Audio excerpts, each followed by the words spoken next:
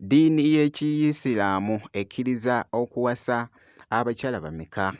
Wembeera nga seerabidde oba nga basatu? Babeera bana.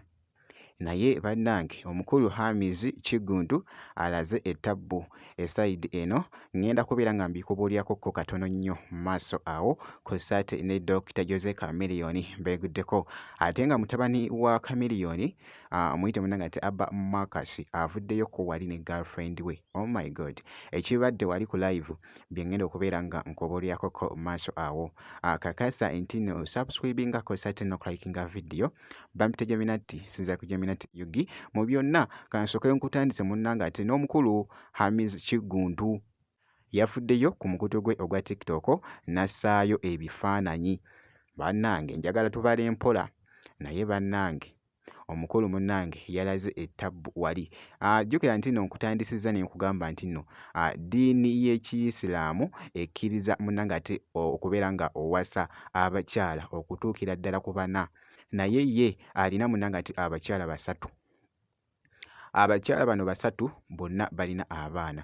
Actually kyewunyiikiriza nnyo munnange nga mu baana bonna baalina actually batoototo. Njagala tubale mpola mpola. 1, 2, 3, 4, 5, 6, 7, 8, 9, 10. Abaana 10 mu ekyo ekifaananyi nga bw'olaba.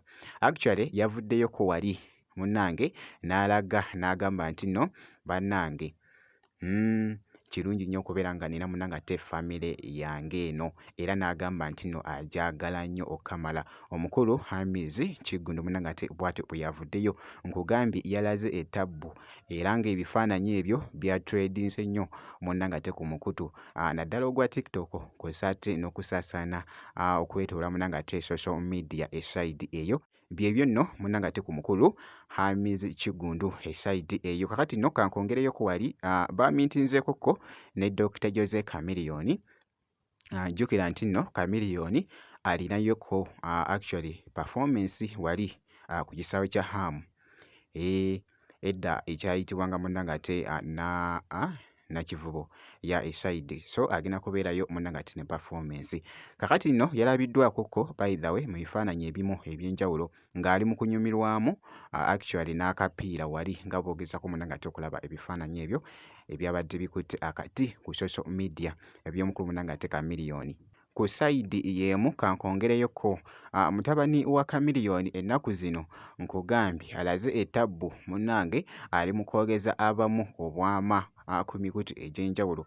Omwana mulenzi ono avuddengayo nnyo munnange ate mu butambi obw'enjawulo. Omanyi muyimbi naye muganda wange abeera nnyo ne girlfriend we nga bakola munnange ate challenge era nga ku mulundi guno yavuddeyoko wali ku live. Kakati nno bafans babadde wali nga babuuza nti nno omukyala wo Abba Marcus wa ggwanga ki? Omukyala n'ayogera nti nno mu Filipino ava munnange ate wali mu nsi eyo mu Filipini munnange nga boogezako okuwulira. Where am I from? I'm from the Philippines. I'm Filipino.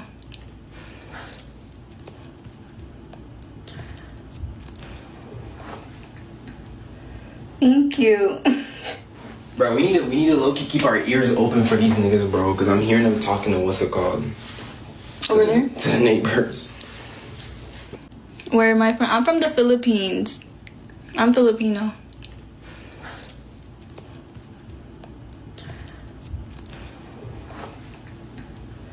Thank you. Bro, we need to low-key keep our ears open for these niggas, bro, because I'm hearing them talking to what's it called? Over there? To the neighbors.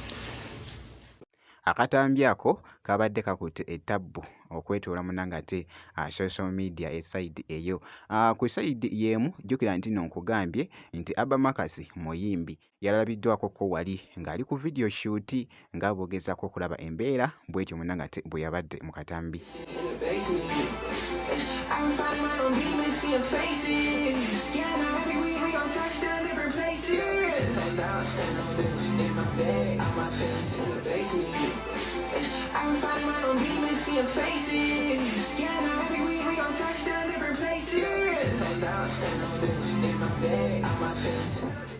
Yoyo nno munnange ate mwana mulenzi munnange ate Abba Marcus nkugambye bwe kityo era munnange ate bwe kitambudde kakasa nti nno gwe kasita obeera ng'osubscribinze ebisigadde byonna bitulekere tujja kubeera nga tubikutuusaako nzikiriza ngenda kubeera nga nkomawoko mu maaso awo n'ebirala katono nnyo bwe nti